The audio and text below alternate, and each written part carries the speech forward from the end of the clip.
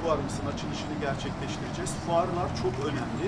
Sektör açısından, sektörün gelişimi noktasında çok önemli kurumlar. Bugün BİFAŞ ve TÜMEVSİAD işbirliğiyle bugün burada çok güzel bir fuar gerçekleştireceğiz. Hayırlı olsun.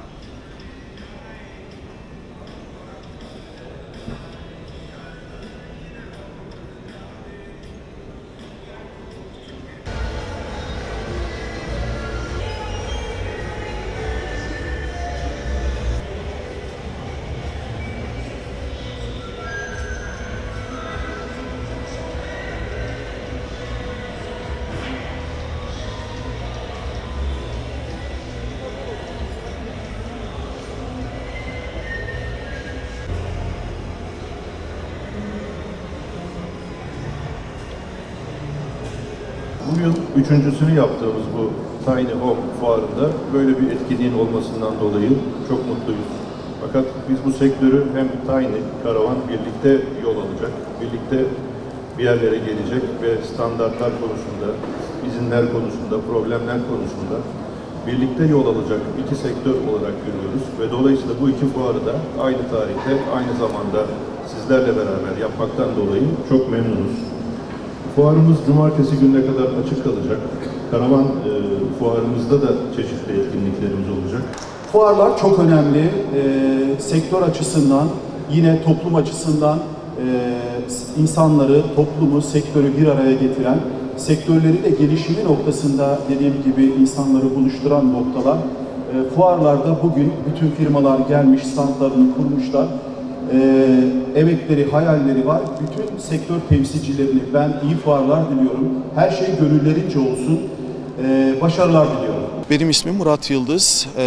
Sektörde de Tiny Roof Türkiye'de hobi bahçeleri noktasında en tepe firmanın yönetim kurulu başkanıyım. TÜMEVSİAD'ın da yine başkanlığını yapıyorum. Bu anlamda aslında ilk bir fuar, artık bir çatımız TÜMEVSİAD sektörünün çatısı ve BİFAŞ yine ortaklığıyla oluşturduğumuz bir fuar. Burada şu anda deprem uzmanları,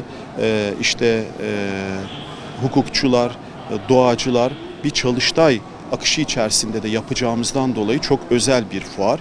Sektörümüz için halkın bilinçlenmesi adına, kamuoyunun bilinçlenmesi adına çok önemli bir fuar. Bir başka fuarlarda bu tarz çalıştayların olmadığı fuarlar da önemli.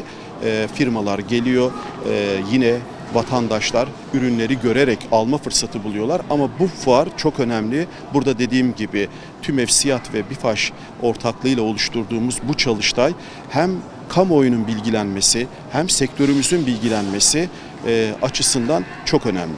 Tiny House aslında insanlığın kodlarında olan dönüş noktasına bana göre dönülen nokta, doğaya geri dönüşün olduğu nokta. Yaşıyoruz metropolde. Hayat mücadelesi, o bıtkınlık belli bir noktaya geldikten sonra, belli bir yaşa, belli bir kültüre geldikten sonra insanın doğaya geri dönüş arzusu oluşuyor.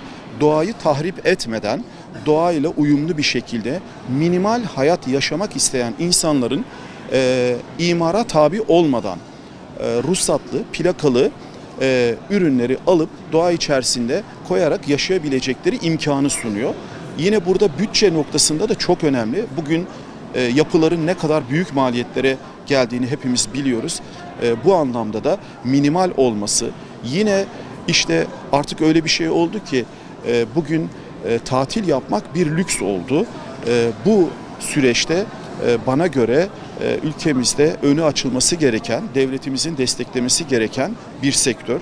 Sektörümüz ayrıca şu anda dünyanın her tarafına ihracat yapan, iç piyasada yüzlerce fabrikası, binlerce çalışanıyla büyük bir sektör. Ortalama 500 ile 1 milyon aralığında değişken, bütün ihtiyaçları karşılayabilecek, içinde işte lavabosu, WC'si, odası, salonu, mutfağı her şeyiyle 2+1, 1+1, 1+0 bütün seçeneklerin olduğu 7 metre, 8 metre, 9 metre, 2,55 eninde, 4 metre yüksekliğinde ürünler. Bunlar çekici vasıtasıyla veya biraz daha büyük araçlarla çekilebilen, ruhsatında da karavan statüsünde geçen ürünler.